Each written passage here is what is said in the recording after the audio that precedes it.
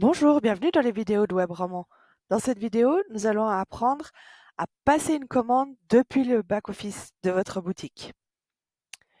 Donc pour ceci, vous allez vous rendre dans Commande, Commande.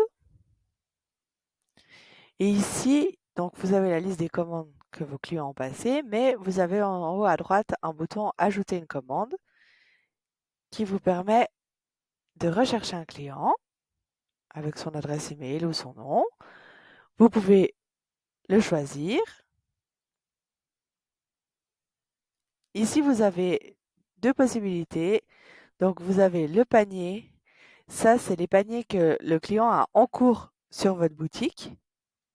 Ou alors, vous avez les commandes que le client a déjà passées sur votre boutique. Et vous pouvez soit réutiliser les commandes qu'il a déjà passées pour passer la même commande, ou alors utiliser un panier qu'il a déjà pour pouvoir finaliser sa commande.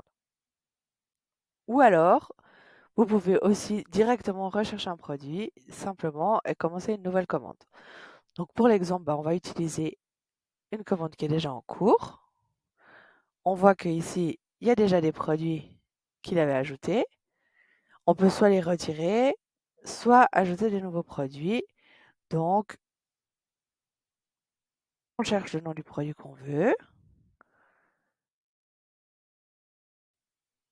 Par exemple, on va trouver celui-là. En plus, on met la quantité qu'on veut et on fait ajouter au panier.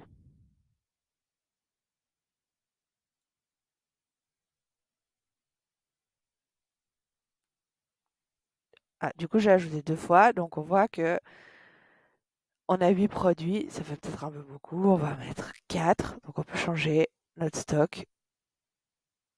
Voilà, comme ça, on voit notre commande, donc toute la liste de nos produits qui sont là. Et ensuite, donc on choisit la devise.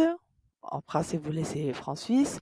La langue, donc soit vous laissez français si vous avez qu'une langue. Si vous avez plusieurs langues et puis que vous voulez que le client reçoive dans sa langue les emails et les choses comme ça, vous pouvez changer de langue. Ensuite, vous avez la possibilité de lui rajouter un bon d'achat, donc soit avec un code que vous aurez déjà préparé, qu'il aurait à disposition, ou ajouter un nouveau. Dessous, vous avez son adresse qui sont remontées tout seul parce qu'on a trouvé le client avant. Et ensuite, vous avez la livraison, comment vous voulez livrer. Donc, si c'est un client qui est avec vous au magasin, vous pouvez laisser retrait en magasin si vous avez cette option. Ou alors, vous choisissez le moyen de livraison que vous voulez, qui sont configurés sur votre boutique. Par exemple, ici, la poste.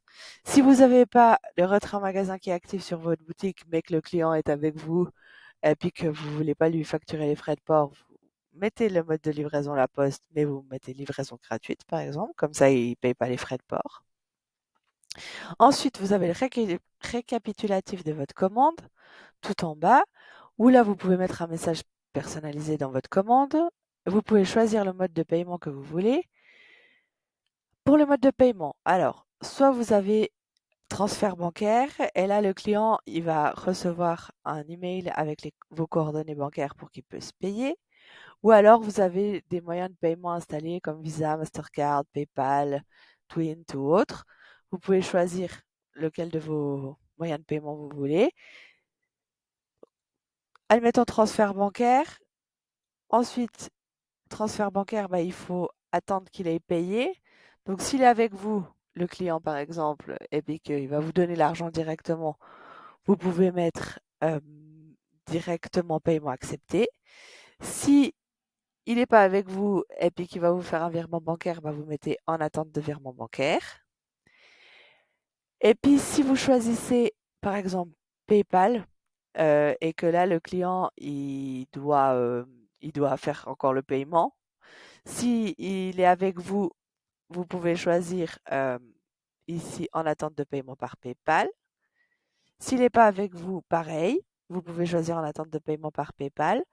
Mais ici, vous avez soit créé une commande. Si vous faites ça comme ça, avec PayPal et en attente de paiement par PayPal, le client, il va rien recevoir.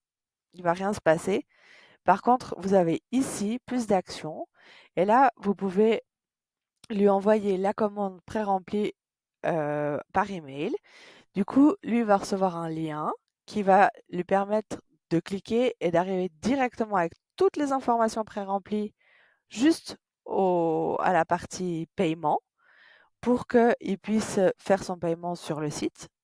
Et du coup, après, l'état de commande changera automatiquement.